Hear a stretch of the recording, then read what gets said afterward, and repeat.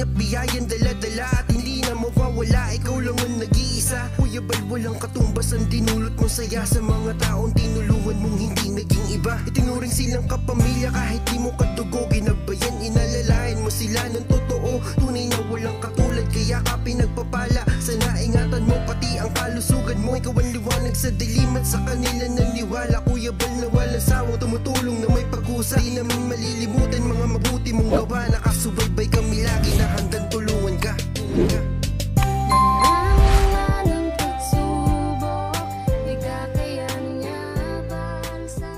Po ay isang mapagpalang hapon kina Kuya Bal, kina Ate Edna at Kalingap Rob. Muli, J. Morelo Vlogs po, isang charity vlogger ng Team Kalingap. Andito po tayo sa Barangay Matinik pa rin po mga Kalingap. At tayo po ay meron pong pinuntahan na isang pamilya. Kausapin din po natin at sila rin po ay nangangailangan din po ng tulong. Ano mga Kalingap? Din po kina Ambassador Kalingap Jose, nandun Sorsogon, kina Kalingap Tatay Papsi, magandang hapon po. Kina Kuya and Ate Mick Agnes Vlog sa Davao and Ambassador Aria Olarte. Mapagpalang hapon din kay Ambassador Kuya Joey the Great ng Samar. At siyempre sa lahat po ng mga sumusubaybay at sumusuporta sa mga upload videos po namin dito po sa Kumakalanding Pad. Marami pong salamat. Magandang gabi po sa inyo pong lahat. At muli mga Kalingap, yan, yung ating pong interviewin po sa oras na ito. Yan, muli nating papasyalan mga Kalingap. Yan, ito po ay dating kalsada. Itong lugar po nila. Dating kalsada po ito mga Kalingap.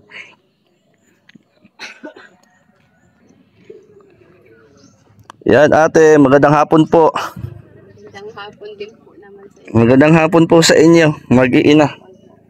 Ate, anong pangalan niyo ate? Jocelyn po. Si Ate Jocelyn. Ilang taon na kayo ate? Magpo-48 na po. Magpo-48 na pala si ate. Tapos sila po ay mga anak po ninyo. Opo. Ano pong pangalan ni kuya? Kuya, anong pangalan kuya? Marvin po. Marvin. Sandalero po. Ilang taon na si kuya Marvin? Magna 19 po. Magna 19. At si kuya, ikaw naman, anong pangalan mo kuya? Martin J po. Ano? Martin J po. Martin J. Martin J, ano? Ilang taon na si Martin J? 13. 13 years old. At si kuya? Magna 19 po sana. Kailan ka magna 19? September 1. September 1. Ayan, sila po ay ate ay mga anak po ninyo. Opo. Mga gwapo ah. Kayo ho nagmana. Tagal sa ama po. sa inyo po siguro mga magulang ano ho. Yan ate, ako po ay sa Team Kalingap, ano po, charity vlogger po ng Team Kalingap sa panguna po ni Kuya Bal Santos Matubang. Ako po ay napagawi dito po sa inyo pong lugar at upang kasi minsan ate may nakapagsabi sa amin. Ali ate, nung ako ay nasa Hundagwa ay may nakapagsabi sa amin na dito daw sa Barangay Matinik ay merong dalawang magkapatid na inborn, tama nga po ba? Nagkaroon sila ng sa paningin sa kanilang pong mga mata. Ano ho? Yan sila po pala ate yung inyong mga anak, ano ho? Opo sir. Yan sila kuya. Magandang lalaki, tatangos ng ilong. Kuya, anong grade mo kuya? 7 po. Grade 7 si kuya. Grades. Kumusta ang pag-aaral kuya? Okay lang po. And si kuya naman ay anong grade po ni kuya? Alis po ako. Sa ALS. Oo. Kumusta ang pag-aaral sa ALS? Medyo mahirap po. Medyo mahirap. Mahirap po sa alis pagkabago pa lang po. Oo, totoo yun. Ang kagandahan naman sa ALS ay yung hindi ka hindi araw-araw pumapasok Opo, mga sa isang linggo lang po siguro mga 3 days to 4 days. Ayun lang nanay, kumusta naman po kayo bilang isang magulang? At ganyan po yung sitwasyon kalagay ng inyo pong dalawang anak. Nahihirapan po. Gawa ng nahihirapan ako dahil sa kanila. May mga kapansanan ako sila. Kaya sabi ko nga. Kaya nung minsan hangad ako na magkaroon ng katulad yun na mapapunta dito sa amin. Para kahit paan matulungan kami kung sakaling may mga mabubuting kalooban. Para sa kanila tumulong na ibo. Yan po ako eh. Matagal na ako naghahangad na may tumulong sa dalawa kong anak. Matagal na ho. Matagal na po ako naghahangad na mayroong tumulong sa akin 2 anak. Dahil nga po sa mahirap lang kami. Hindi ko sila mapasalamin. Gusto ko magkaroon sila ng salamin. Ng salamin po. Opo. Kumbaga nanay, para sa inyong mga anak, ano ho? Opo.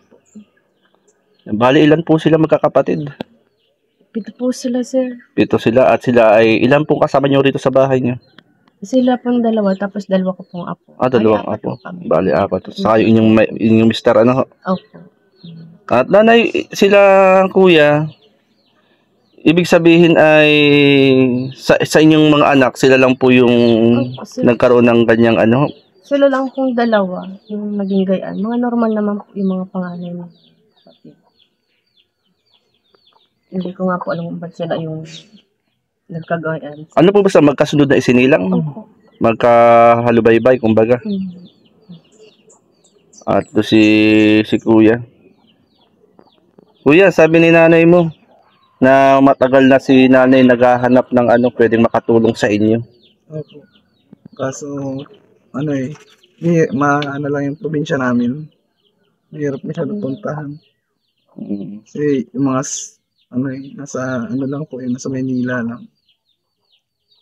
Yung lang po dito, wala naman kami mahihingan ng tulong kasi hindi po nalang namin kung saan kami, hingi ng tulong sa DSW. Nag-testing na din po kami, kaso wala pa rin po Tulong. Wala pa rin po mag-ano sa amin sa DSWD. Ibig sabihin kuya, kumusta naman ang iyong paningin? Ano naman po siya? Medyo malabo. Alin ang malabo? Ito na, ito. Yan. Tapos yung isa, Wala na po yun. itong isa mong kanan, kaliwa. Yung left, wala siyang totally paningin. Wala po. Tapos yung isa ay Medyo malabo na po siya. medyo malabo na. Opo. Kasi nag-aaral ka sa ALS. Opo. Paano yung pagbabasa mo? May yung cellphone ko po, kahit basag-basag na, sino-zoom ko na lang siya para makita ko siya. Pinipicturean ko na lang siya para makita ko. Kumbaga nahihirapan kang aninawin. Opo. Kaya sabi ng teacher ko, kailangan ko muna pasalamin. Sabi ko, ma'am, mahihirapan. Mahal po kasi ng salamin Nakita yata 4K yata yun, 5. Mga pasalamin. Opo. Ang tatay ko lang naman, maglulukad lang, nakikilukad lang. Nakikilukad lang. Nagsasaka, yun lang ang napapa. Maliit lang din po ang kita nila. Ikaw pala kuya, yung isa mong mata ay hindi na rin nakakakita, Same lang po kami. Oo ni kuya. Opo. Ikaw naman kuya. Alam. Kumusta ka naman? Walang. Yang isa mong mata hindi rin nakakakita. Hindi rin nakakakita. Yan parehong kaliwa, Pero kuya, nakakabasa ka naman, anina mo siya. Malinaw po yung mata niya sa akin. Mas malinaw. Opo. Sino nangangailangan ng salamin? Ito po siya. Si kuya. Kailangan mo rin kuya ng salamin. Kumbaga, sa pamagitan ng pagbabasa rin, kuya. Anong grade mo na nga? 7 po. Grade 7. Ito sila ay mga kabataan na kung saan ay kumbaga ay hindi sinasadya na isinilang sa mundong ito na may kapansanan pagdating sa paningin. At bilang isang magulang, ano po ang inyo pong nararamdaman na ang inyo pong mga anak ay may ganyan pong kapansanan?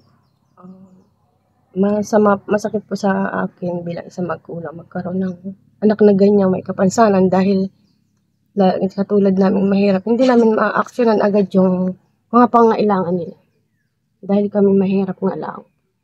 Hindi katulad sa mayaman na pag mayaman, na-actionan nila agad kung anong dapat. Pag mahirap po ay talagang wala. Tinitiis na laang po. Nagbabaka sakali na may tumulong sa amin na mabuting kalooban. Kumbaga nanay, bilang isang magulang, masakit sa kalooban, Opo, sir. Makita yung kalagayan ng inyong anak ay ganyan. Opo. Lalo't wala kayong magawa na paraan. Katulad ng salamin na hindi ko magawa ng paraan na maibili sila. Gawa lang yung sakto lang po sa amin pang kakabuhay ang nagiging pera ho namin mag-asawa. Nanay, ilang taon nyo na? Buwan ba o taon nyo nang hinihiling na magkaroon ng salamin ng inyong mga anak? Matagal na po yan, sir. Nung si Kuya Willie pa po, lagi ako nagko-comment kay Kuya Willie. Ah, Apo hanggang sa na-scam na rin po ako na bibigyan daw ako ng pera ni Kuya Willie para laang tulong nga daw po sa mga mahirap. Pero wala naman pong naibigay. walang naibigay.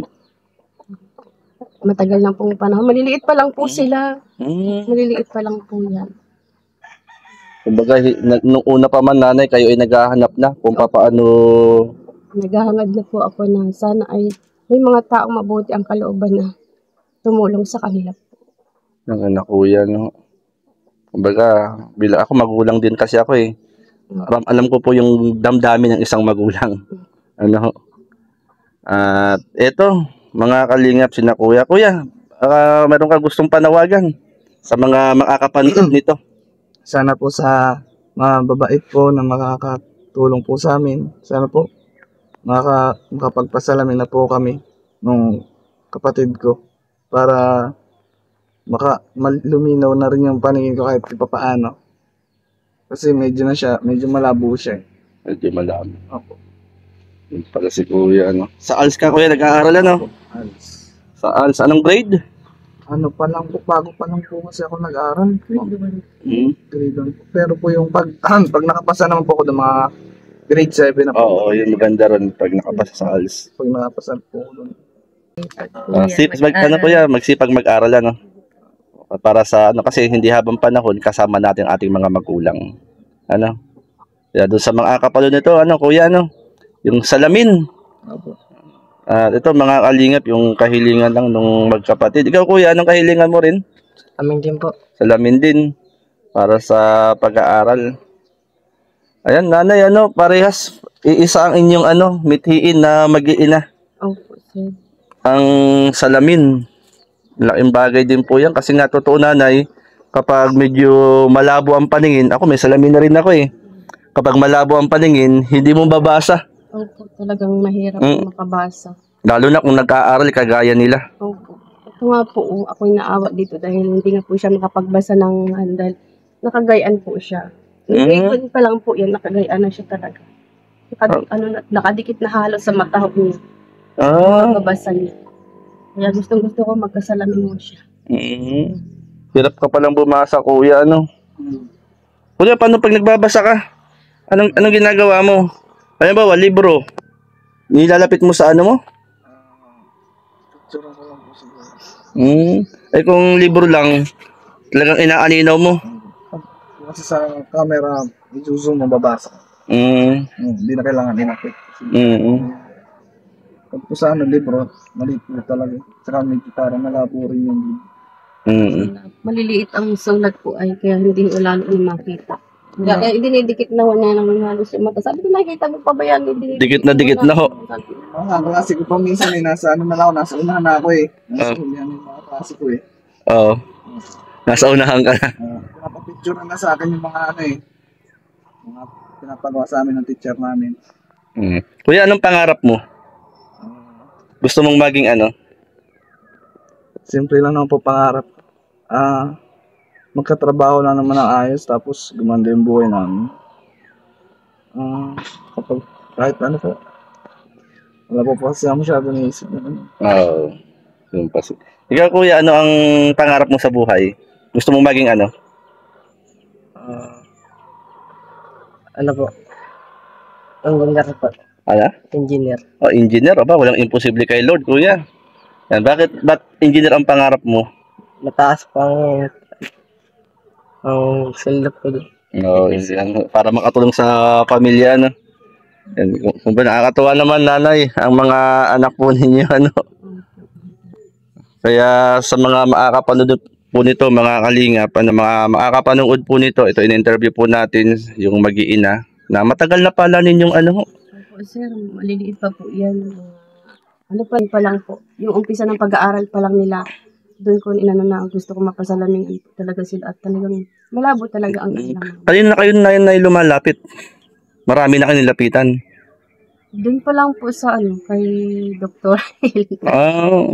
Kaya lang po ay gano'n naman ang sinabi sa akin nga po. Kaya mula po nun, wala nang ano, Yun po hindi pala. ako naglapit-lapit sa mga gayaan na At ito nanay, po. Kay ano, hindi ko rin po alam kung sila ay mabibigyan ng ganyan sa namin.